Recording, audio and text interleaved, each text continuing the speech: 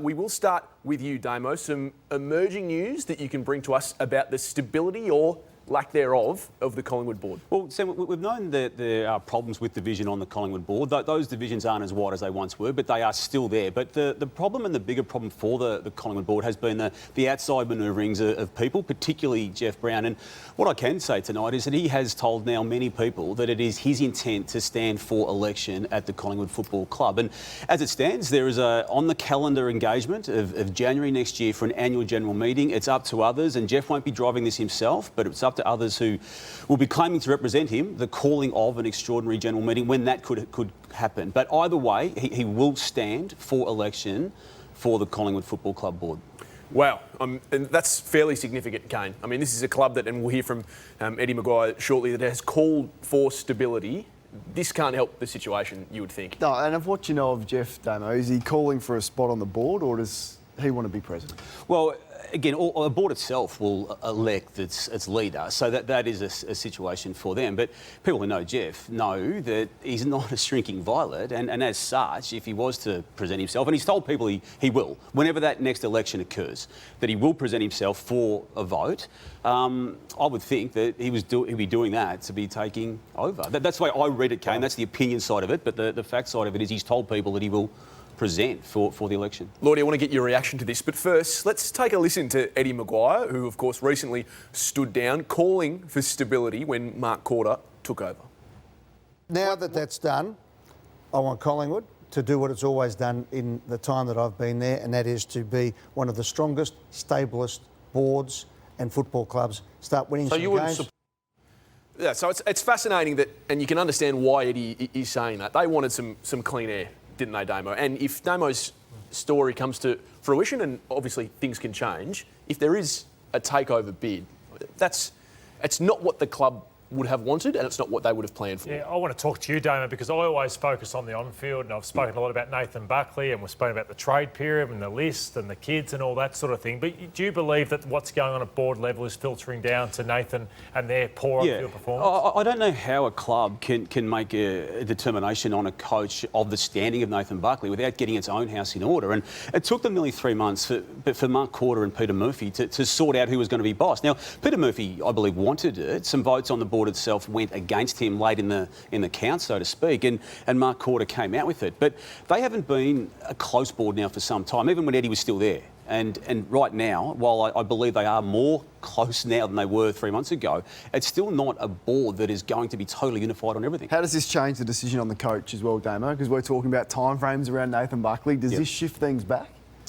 It just depends if people do want to call for the extraordinary general meeting. If they're able to talk them out of that and have all this resolved outside of the 2021 season, well, the time frame that they've already identified will stay in place for Nathan Buckley. But to your point, Lordo, you feel that at 1 and 6 that it's just about time anyway, don't you? I just find it, if they surround themselves with Nathan, we'll get to that soon, well, everyone else like Damien Hardwick around him would move on. So if they say, Nathan, you're in, well, I think everyone else will go.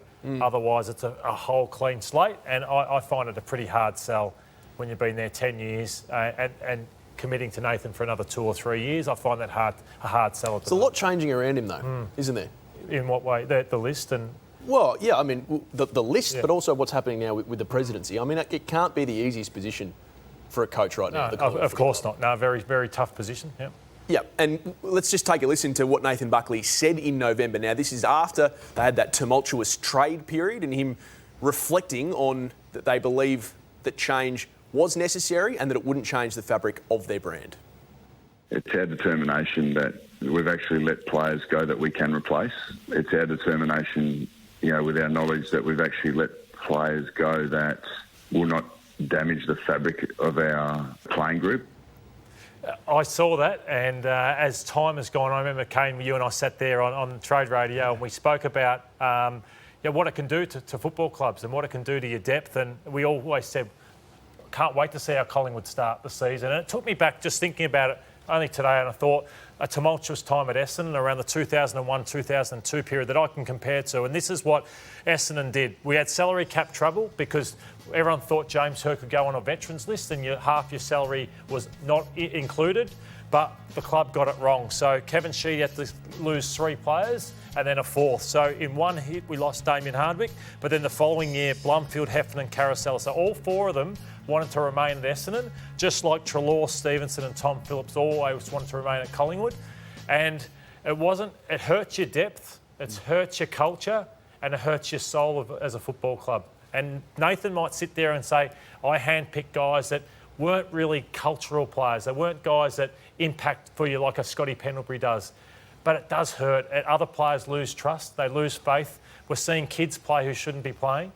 So I think it goes deeper and it hurts you more. Why shouldn't they be playing? What's that? Why shouldn't some of the kids be playing? They're not ready.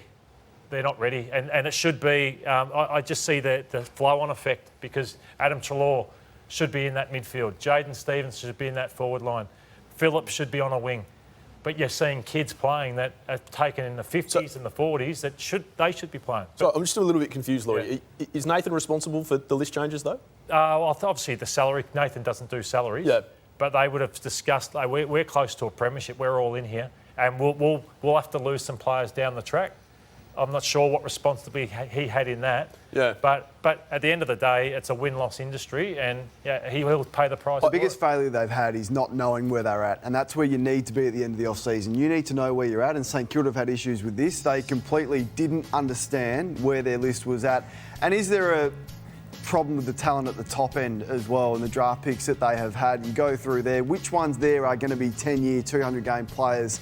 Scoop Quaynor, absolutely. I think Finn McRae, from what I've seen, and perhaps Caleb Poulter in his first game, too early to tell. But of that list, who would they be? And the ones that have really hurt them, Scharenberg through no fault of their own, and Freeman with injury. DeGoey and Moore are killing them at the moment and haven't come on, and Jaden Stevenson's no longer there. So that's what you're seeing, and that's why you're getting the results. To Lordo's point, why you play players that aren't ready. But, so, I mean, Lordie's last comment there, Lordie, I think I don't want to take you out of context, was that he may pay the price for wins and losses, and we all know it's a win-loss industry, Damo. But that graphic there, I mean, the coach can't be held fully responsible for the list that he's been given. If those 3 players that they traded at the end of last year were playing now, I think they'd be 2 to 3 wins better off already this year. But he has been in on the decisions to bring a Beams in after the 2018 Grand Final. It's not as if these decisions are made without his input in some form. And you heard what he said. It sounded like he thought there were certain players that weren't going to hurt them, and maybe they. Well, he had to sell it. Yeah, I mean, this is what Collingwood did so terribly last year, and you touched on it. They sold it terribly. You know, they treated the fans and their members with a lack of respect. He had to get on the front foot eventually, and basically cover up and say, I believe it. Spin it is the word. But what he is responsible, Damo, for, and we asked, is Nathan Buckley responsible for that? Well, to whatever degree, you can be the judge of that. What he is responsible for is the effort they're giving on field, and Lordie's going to speak to that in a moment, and the improvement of their players. So which players, and we chatted about on the Sunday Footy Show, have improved?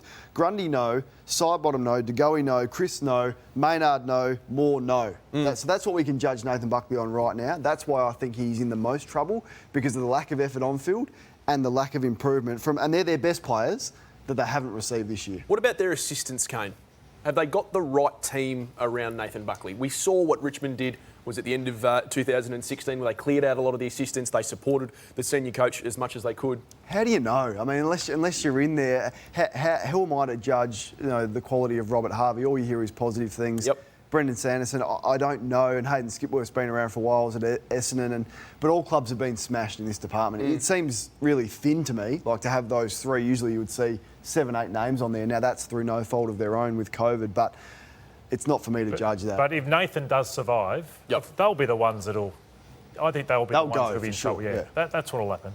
If Nathan does survive. Yep. If Nathan doesn't survive, I think they'll be gone, certainly gone, because a new coach will want to bring in new assistants. But if Nathan does survive, I think they're also, it's as hard as it is to say, they'll probably be the ones like to freshen up who is around Nathan Buckley. Do you think he'll coach them next year? If you had to make a call right now. It's a 50, genuinely a 50-50 because I still Shane, feel like Damo? he's got some support, a fair bit of support at Collingwood. I don't now. I haven't felt that for most of the season, but I now don't after it being his 10th year. And at a 1-6 scoreline, and I can't see why they're waiting. They've got their body of evidence and they're not committing to him. And Lordo, if he is to coach, he's going to have to turn this around. I know you spoke to it today, the uncontested marks he gave up. Yeah, I think that he spoke about losing his DNA as a footy club, and they used to have great pressure. And I think Taylor Adams is a massive loss because he's like the heartbeat of the Collingwood Football Club. But when you're off by 5 metres or a metre, even just that, you'll be made to pay. And this is the second most amount of marks in a season, where 146 marks they gave up. I remember there used to be an aim to keep West Coast who like to shift the ball around under 80, and they've conceded 146 marks. So no wonder they get sliced up and diced up and beaten like that. And that's what Nathan has to try and get going this week.